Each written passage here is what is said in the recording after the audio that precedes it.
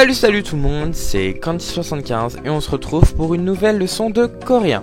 Cette fois-ci nous allons parler du métier et de l'occupation et cela rentre donc dans le cadre de la présentation personnelle. Donc dans la leçon 3, je vous avais appris à dire votre prénom ou à demander le prénom de la personne. Dans la leçon 4, on avait parlé de la nationalité. Donc en fait, de quel pays tu viens et dire d'où vous venez. Et là, cette fois, nous allons parler de notre occupation. Donc si nous sommes étudiants ou si nous sommes travailleurs. Et si oui, dans quoi? A tout de suite. Comme d'habitude, nous allons commencer par le vocabulaire. Cette fois-ci, il y aura pas mal de vocabulaire tout simplement parce qu'il y a plusieurs métiers. Et donc je vais vous donner un certain nombre de métiers qui seront assez courants.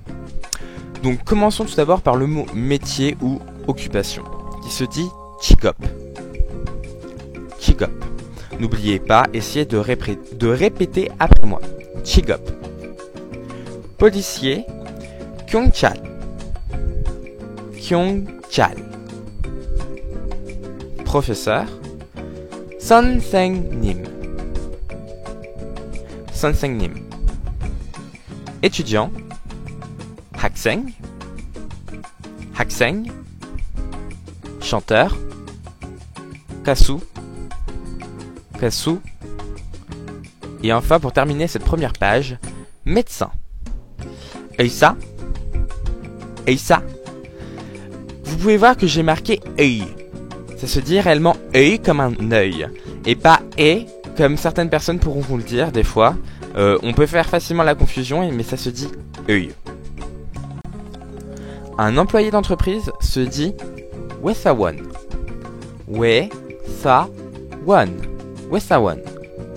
Un employé de banque se dira 은행원. 은행원. 은행원.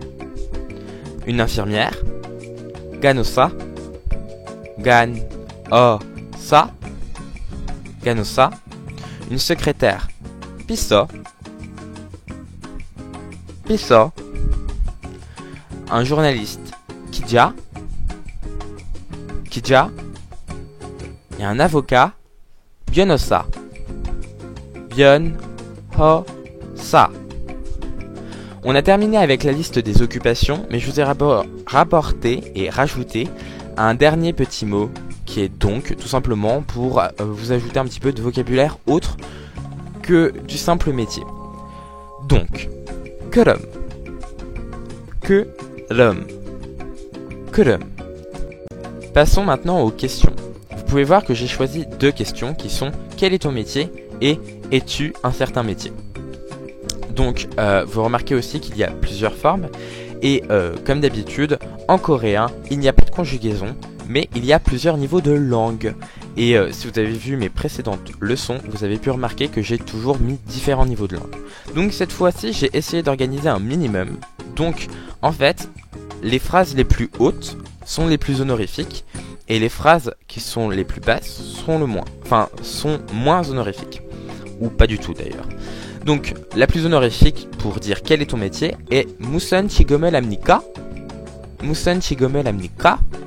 Vous pouvez voir que même si le nom se termine par un biep, donc 직업을, normalement j'aurais dû dire 직업을, en fait, lorsqu'il est suivi d'une voyelle, donc ici un E, il va se transformer en un mium, donc en un M, et donc ça va se prononcer 직업을. Donc la phrase se dira bien 무슨 직업을 합니까? Après vous avez 무슨 직업을 하세요? 무슨 직업을 하세요? Puis encore moins honorifique 무슨 직업을 해요? 무슨 직업을 해요? Et enfin la phrase la moins honorifique de cette liste 무슨 직업을 한다? 무슨 직업을 한다? La deuxième question est es-tu métier? Donc cette fois-ci nous allons remplacer le métier par un mot du vocabulaire que nous avons appris avant. Donc par exemple prenons secrétaire, donc 비서. Donc es-tu secrétaire? On va donc remplacer métier et ça se dira 비서입니까? 비서입니까? La deuxième façon de le dire est 비서예요? pisoyeyo. Vous pouvez remarquer qu'il y a deux formes ici dans cette phrase et vous demandez peut-être pourquoi. Donc si vous avez vu mes précédentes leçons, vous comprenez, c'est tout simplement le verbe ida et à cette forme, il y a donc deux formes à ce niveau de langue. Il y a la forme ieyo et la forme yeyo. Ieyo s'emploie lorsque le mot qui précède se termine par une consonne et yeyo s'utilise lorsque le mot qui précède se termine par une voyelle. Désolé, je m'embrouille moi-même. Donc ici, ça sera bien yeyo parce que piso, le o, c'est donc une voyelle. Pisoyeyo. Et enfin, la dernière façon de le dire qui sera la moins honorifique se dira pisoida. Pisoida. Après les questions, les réponses. Donc cette fois-ci, on va donc répondre de manière positive et de manière négative. Donc oui, je suis bien, machin, ou non, je ne suis pas, machin. Commençons par je suis. Cette fois encore, il y a différents niveaux de langue. Toujours, ce qui est le plus haut est le plus honorifique, enfin ce qui est le plus haut est honorifique, et ce qui est le plus bas ne l'est pas. Donc, commençons par je suis. Donc, on avait pris l'exemple de secrétaire. Donc, je suis secrétaire. Donc, ça se dira pisoimnida. Pisoimnida. Après, pisoyeyo. Pisoyeyo. Donc, encore une fois, nous utilisons le yeyo parce que ça se termine par une voyelle. Puis, la dernière façon de le dire, qui est donc la moins honorifique, se dira pisoida. Pisoida. Non, je ne suis pas secrétaire. Ça peut arriver qu'il y ait des gens qui ne soient pas secrétaires. J'ai envie de vous dire. Alors, pisoga animnida. Là, vous demandez pourquoi le iga. En fait, le i s'emploie lorsque le nom qui précède se termine par une consonne. Et ga s'utilise lorsque le mot qui se termine par une voyelle. En fait, c'est le i et le ga, c'est tout simplement la particule du sujet. Donc en fait, ça indique le sujet, comme le unknown que j'ai dû vous présenter précédemment. Donc ici, ça sera donc pisoga animnida. Pisoga animnida. Après, on dira pisoga aniyeyo. Pisoga aniyeyo. Et enfin, la dernière façon de dire non, je ne suis pas secrétaire se dira pisoga anida.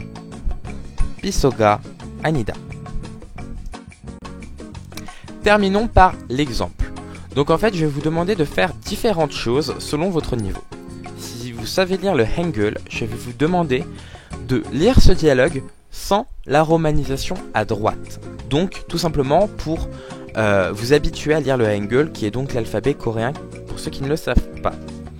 Pour ceux qui ne savent pas lire le Hangul, ce n'est pas un drame, je vais en fait faire des pauses durant le dialogue entre chaque phrase et je vais vous demander de répéter après moi. Donc jouer le jeu, essayer réellement de répéter pour en fait apprendre à articuler de façon coréenne entre guillemets, parce que les sons ne sont pas les mêmes en français et en coréen. Et enfin, si vous êtes bon ou tout simplement que vous avez suivi les dernières leçons, donc toutes les leçons depuis le début, et ben je vais vous demander en fait de comprendre le dialogue en le lisant et n'utilisez pas la partie du bas, donc qui est la traduction. Je vais vous demander en fait d'essayer de comprendre le dialogue en le lisant en même temps que moi. Donc je vais commencer. 선생님이에요? 선생님이에요? 아니요. 선생님이 아니에요. 아니요. 선생님이 아니에요.